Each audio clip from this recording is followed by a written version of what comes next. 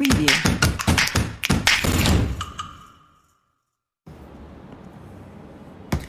Hey guys, welcome back to our channel Faction Olympiads. In this video, we are going to discuss another question from my favorite book Pathfinder.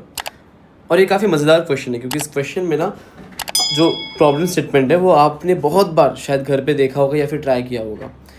किसी भी एक चौक के piece को अगर आपने project कर दिया तो आपको दिखता है कि आफ्टर सर्टेन टाइम वो रुक जाता है। अब उसका जो रुकने का प्रोसेस है उसमें दो पॉसिबिलिटीज़ है। आइदर उसका मास घटते घटते ज़ीरो हो जाएगा या फिर मास रहेगा बट उसके पहले ही वो रुक जाएगा। तो बेसिकली इसके दो पॉसिबिलिटीज़ हो सकते हैं। मैं एक बार ड्रॉ करके आपको दिखा देता हूँ।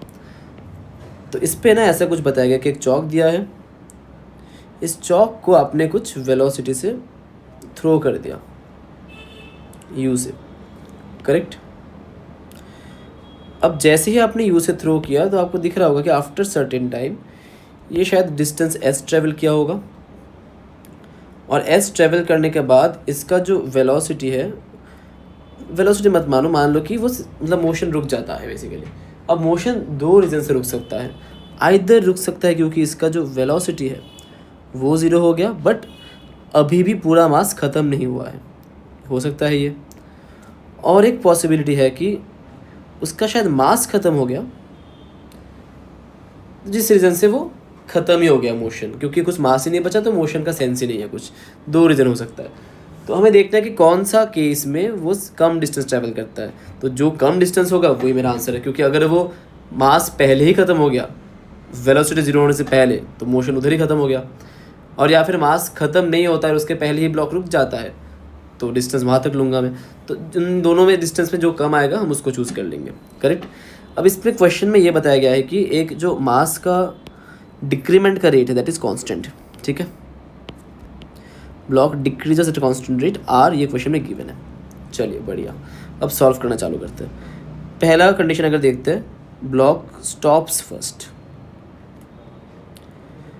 अब फ्रिक्शन का एक बेहतरीन प्रॉपर्टी है कि मास कुछ भी हो, acceleration is always mu m g, mass as a function of time t g by again mass. तो भैया एक्सेलरेशन जो है ना हमेशा वो कांस्टेंट निकल के आ जाता है, तो कुछ दिक्कत ही नहीं है इस पर।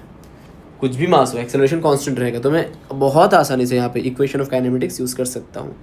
We square minus u square is equal to 2 times of acceleration is negative क्योंकि माइनस एक्स डायरेक्शन पे है times of T.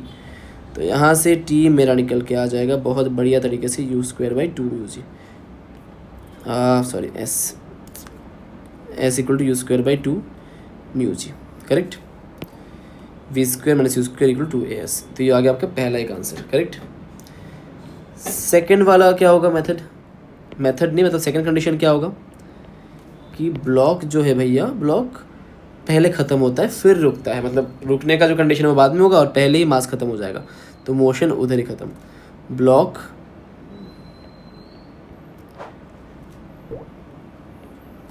Blocks mass becomes zero completely. एक बार चेक करते हैं कि कितना डिस्टेंस जाने के बाद इस ब्लॉक का मास ज़ीरो हो जाएगा। तो वो कैसे चेक करूँ मैं, सीधा सीधा आप लगा दो, क्योंकि ब्लॉक का डिक्रीमेंट का जो रेट है that is d m by d t and it is given as minus of r, क्योंकि कम हो रहा है ना तो माइनस आर ले लिया हमने।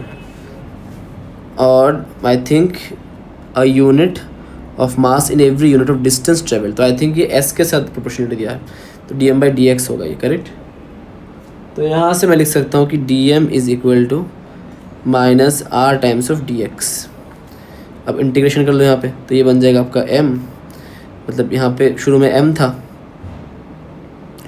फाइनली ज़ीरो हो गया, माइनस r और dx, r तो कांस्टेंट है, dx ज़ीरो से s तक गया होगा तो यहाँ से s निकल के आ जाएगा मेरा m बाई r, ये हो गया और एक वैल्यू। तो इन दोनों में से जो भी कम वैल्यू है मैं बोल सकता हूँ कि वो सिचुएशन पहले रीच हुआ होगा। तो मेरा आंसर जो होगा, आंसर होगा S will be, answer is minimum of u square by 2 mu g और m बाई आर, ठीक है। ये हो गया आपका आंसर। अगर आपको क्वेश्चन अच्छा लगा हो तो do share this with your friends, या फिर भाई या फिर बहन जो भी जेई या नीट के लिए तैयारी कर रहे हैं। काफ़ी सिंपल सा क्वेश्चन था पाथफाइंडर का, आसान सा क्वेश्चन था बट इंटरेस्टिंग वन था काफ़ी। सो अगर आपको ऐसे कुछ क्वेश्चंस चाहिए तो do subscribe to this channel, क्योंकि मैं हर वेंसडे, फ्राइडे और संडे आता हूँ 10:30 को, हर एक बार नए क्वेश्चन के साथ। अगर आपका भी कुछ डाउट है फ्रॉम दिस बुक्स या फिर कुछ भी sources, do let me know, I will pick that up in the next video.